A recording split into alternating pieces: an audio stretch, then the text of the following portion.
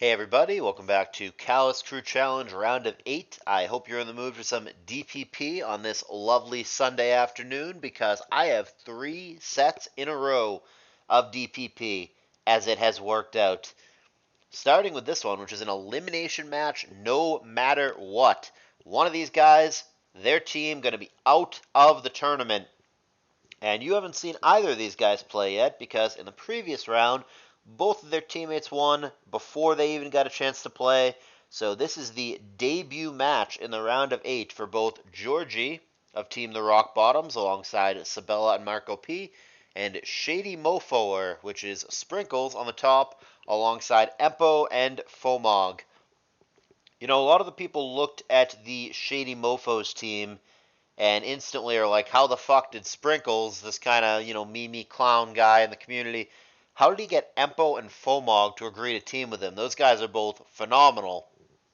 And a lot of people thought that team was kind of goofy and gave Sprinkles a lot of crap. Well, this is Sprinkles' main tier, best tier. He is far and away best at DPP over any other thing that he plays. And this would be a great starting point and a great opportunity to prove that he is worthy of those teammates and that his team is for real. It matters big time in this situation because if he doesn't win, his team is out. So he's going to have to put his money where his mouth is here and establish that he is worthy of being with those two great teammates and get a W here. Gorgie, on the other hand, for me personally, and this is obviously a subjective thing, but is easily one of my favorite all-time players to watch in any tier. The dude is heat, the dude is fearless, gives no fucks, and just brings something cool basically always. But the thing is, he's such a good player that he can just play boring standard really well if he wants to. He can totally bust out a stall team or just some lame generic thing that you've seen a million times, and he does every now and then. But more often than not, he simply chooses not to in favor of something cool. So he's a really threatening opponent and a very entertaining player to watch. I think this one is a basically guaranteed crowd pleaser, especially given the stakes. So let's get into it. Game 1, best of 3. Gorgie on the bottom, Sprinkles on the top. Azelf and Rachi respectively. Body Slam does not para.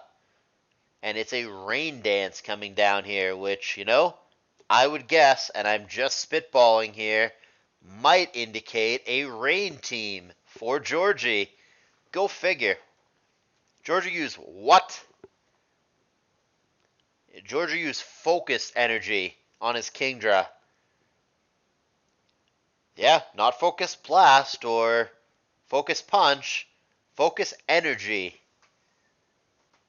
Okay. Well, he used it on a protect turn, so it was basically free. But yeah, he is going to be more likely to crit now, apparently. And granted, in doing so, if he had crit this Jirachi here, it would already be dead. There you go, Surf. Not via crit, but nevertheless. So T-Wave is going to stick because we already saw the Kingdra eat its Lum earlier when the Body Slam landed a para. And those Surfs don't fuck around. That's 73%. Aided by a crit. Aided by focus energy. That's a 40% Surf now. But Starmie, of course, is going to recover stall until either the rain goes down, a full para comes down, or both. Toxic. Sure. Focus Energy Surf, Rain Dance, Toxic. Only Gorgie. That's all I've got to say about that. Here comes Lottie, switching into a Discharge. Doesn't para, but does crit. And now Titar. Calm Mind for Lottie. He might be in trouble to a crunch here, regardless of what he's calm minding to. But he gets out of the way, and it is crunch rather than pursuit. So Lottie lives to fight another day in this 5-5 game with 2 unreveals on the back. Make that a 5-4 game with Sprinkles in the lead. Here's the Jirachi response. And he subs up on the switch, which could be really good. Starmie may or may not be able to break that. It's a T-Wave star, so it's not going to be super offensively invested, if any at all. And in fact, Surf does not even pop the sub of the Jirachi. Body Slam fails to find para, but he just subs up again, which makes sense to me. Not that Starmie seems to be in any actual danger here. The body slam's not that exciting.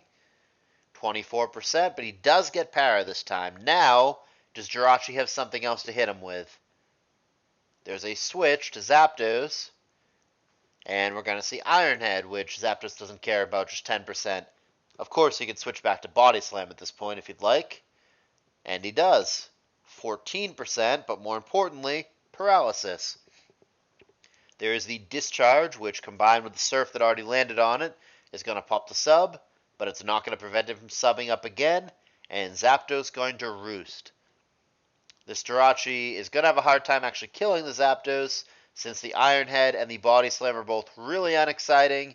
However, you can para flinch him for a long time. Zapdos having Roost as well. I mean, he can get like Iron Head flinched like 4 times in a row and then just Roost to negate it all. Haven't seen the last move on Rachi yet. I don't know. Could be Fire Punch. Could be Wish. U-turn, I guess, but that's really weird with sub. Yeah, I mean, right there, all that work. 1 Roost, all the damage gone. Zapdos back to full. I mean, Gorgie's not going to switch out from behind the sub here.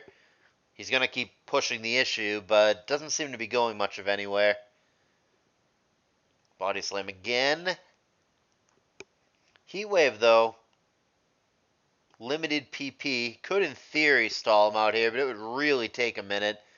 And obviously, Zapdos wins the PP war in the end, not only because he's paralyzed, but he's got pressure, and Jirachi obviously does not. Alrighty, couple switcheroonies later, we end up with a 5-4. Bronzong almost gets itself killed to a crunch, but it ends up being a Shady Mofos, that would be Sprinkler, switch. Rain Dance comes down as we enter Zong on Zong. Hypnosis for Gorgie with apparently the faster Bronzong. And he's going to Rain Dance again.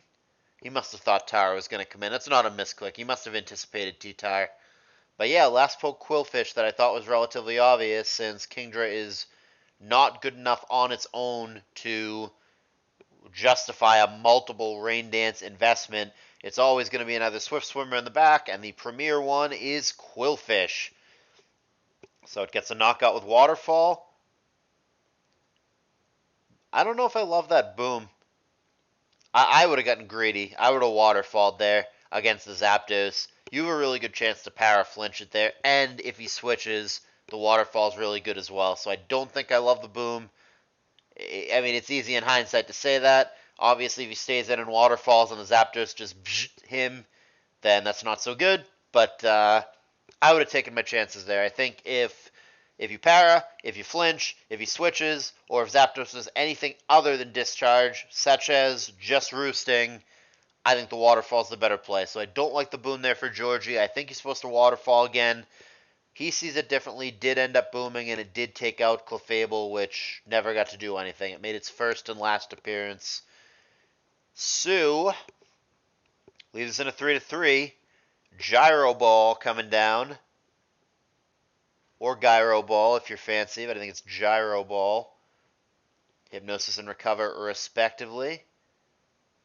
Bronzong does not seem to be winning this 1v1.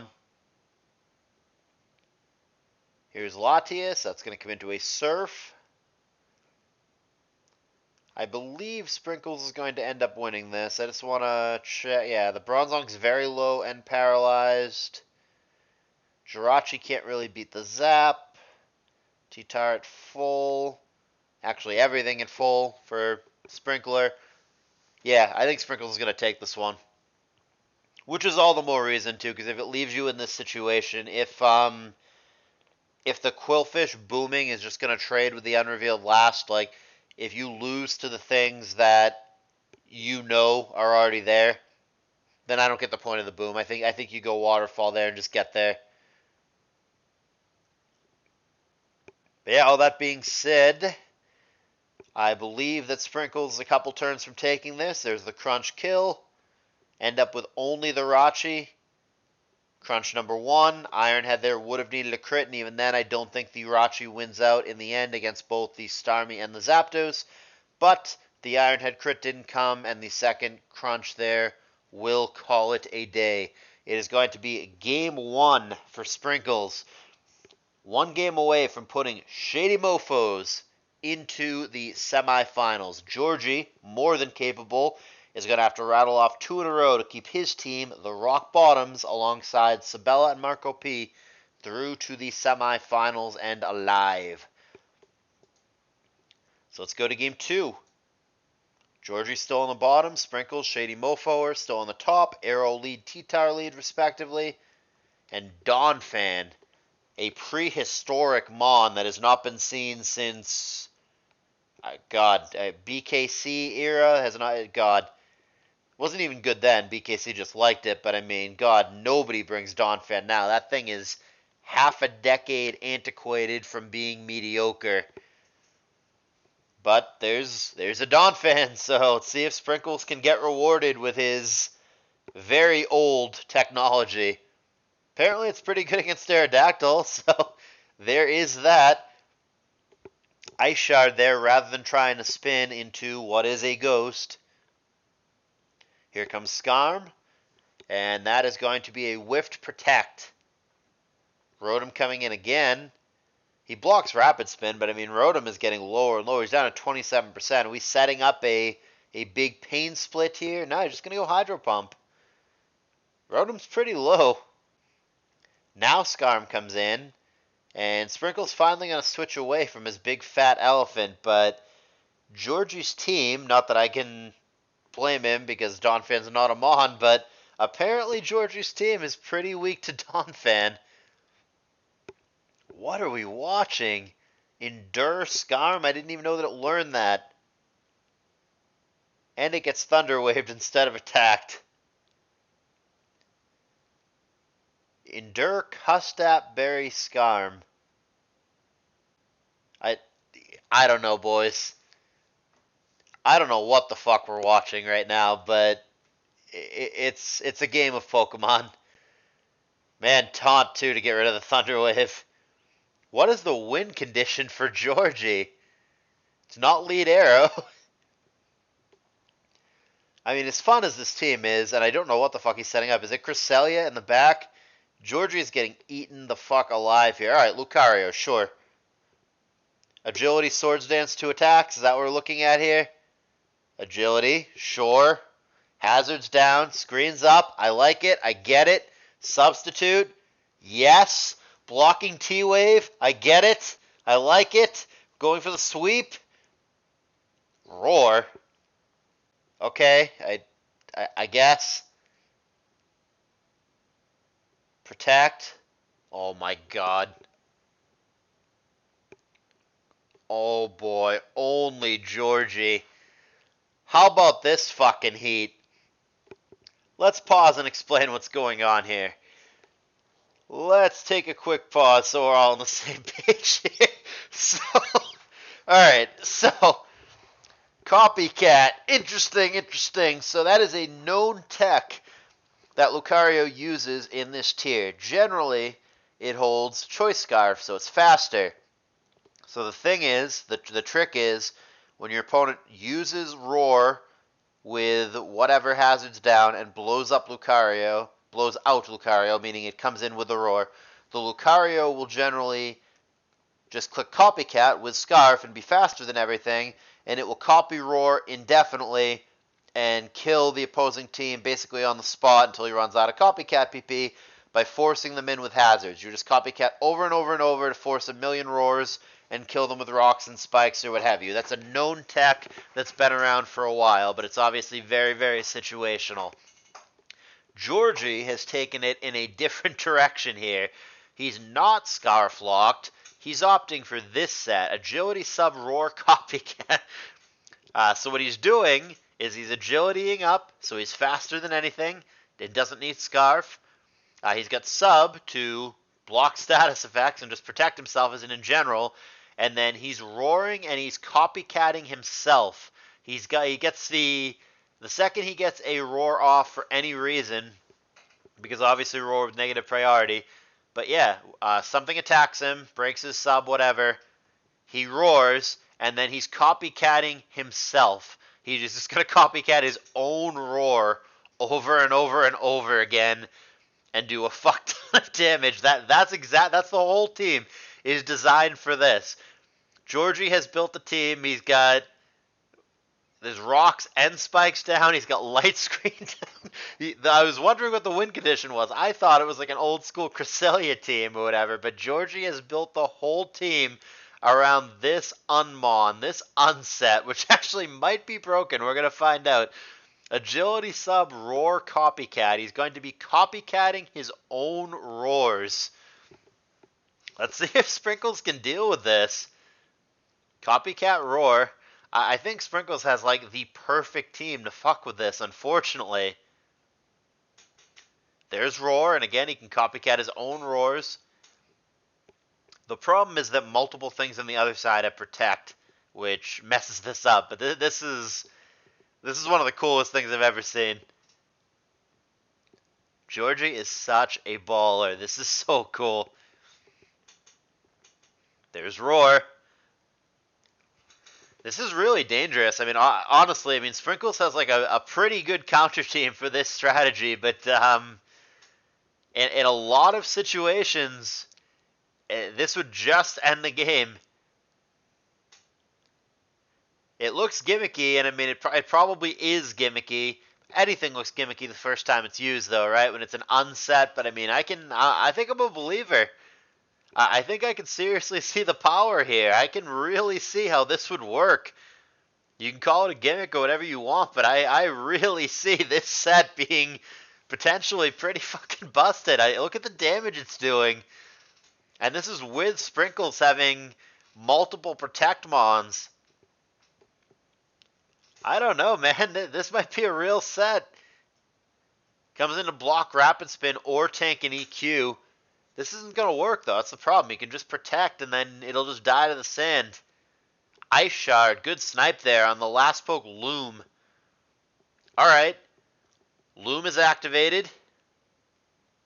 Spore, sure. I don't know what the fuck this team is for Gorgie, but it's incredible. It's incredible! Here's Focus Punch. And it's going to connect with Lottie. Sure. Win or lose, I mean, this is why you want Gorgie in every tournament. He just does this kind of shit all the time, every tier.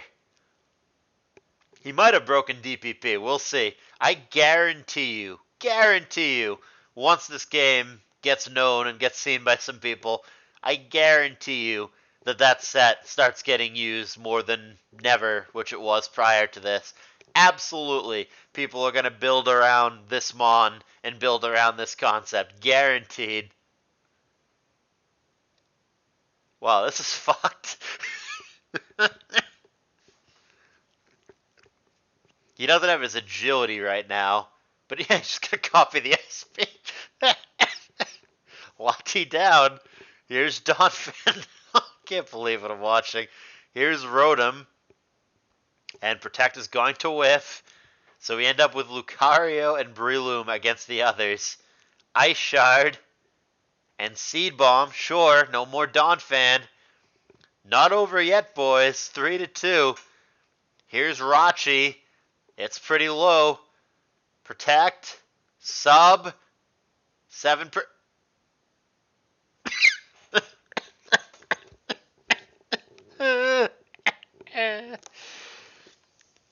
Oh boy. What a fitting fucking what an ending. You're gonna have to give me a minute.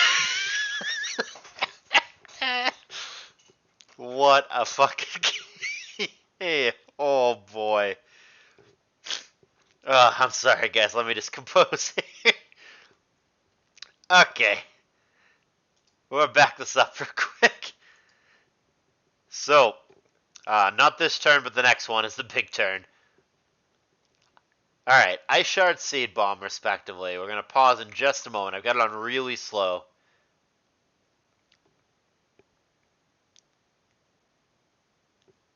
Really slow is, in fact, really slow, as it seems.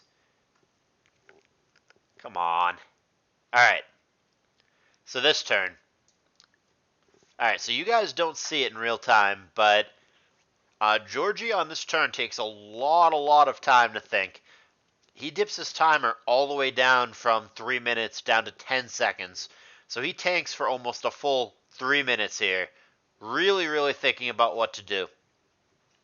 So let's just go over some numbers and mechanics here. So he's at 32%. The substitute is never random. It is always a preset exact number.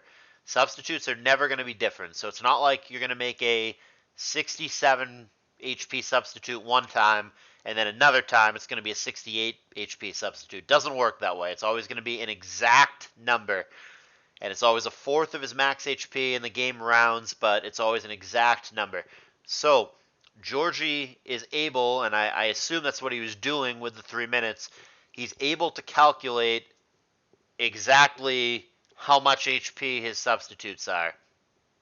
So in theory, if we're just going by this percentage bar here, so 32 minus 25% is going to bring him down to 7%, and then this is where it gets tricky. So sand is not a perfect number. It does the same amount of damage every single time. Again, like you're not going to have sand do 13 damage once and then 14 damage the next time. It again always does the exact same amount. But where it gets tricky here is that Showdown is not consistent with its numbers. This has been pointed out for a number of years with various other things. For example, you will see a Blissey sometimes seismic toss a poke, and it'll say it's 24%, and then another time it'll seismic toss it, and it'll be 25%, but we know that the seismic tosses both times are doing the exact same amount, but sometimes it registers that as 24, and sometimes it registers as 25. It's not a glitch damage-wise. The damage is doing exactly 100. It is doing exactly what it's supposed to be doing. The problem is the rounding error, an imperfect number with what it's telling us number-wise that it's doing. So basically, that puts Gorgie in an awkward position here. He is able to calculate, if he has enough time, he can calculate based on his HP, because these are both numbers available with the damage calculator tool, he can calculate exactly how much HP it takes to make a substitute, and then he can calculate exactly how much damage he takes from the sand based off his max HP, because sand is basically just a reverse lefties. I'm not sure exactly what happened here and how we came to this result, but Gorgie must have calced it, and like I said, he was definitely feeling the clock. He went down from 3 minutes to 10 seconds real time. I would assume he was using that time to calc. Maybe he spent the first little bit of it thinking and just all of a sudden, oh fuck, and ran out of time with the clock, but he must have miscalculated somewhere, because obviously you don't make this play if you suicide. The ideal thing here is exactly what happened. The Rachi uses Protect, and then on that Protect turn, the Loom hides behind a sub. He's got Poison Heal going, which is even better than Lefties in this case. So if he were to survive the sub and the sand, he would never have to worry about the sand again, because the Poison Heal would just take him above where he needs to be and he'd be good to go. But he must have miscalculated somewhere. In theory, this should work, right? Because from 32%, you lose 25, you go to 7, and then sand does another 6 to you. In theory, it leaves you at 1%. So based on that, Gorgie obviously was expecting to survive, or he wouldn't have made this play.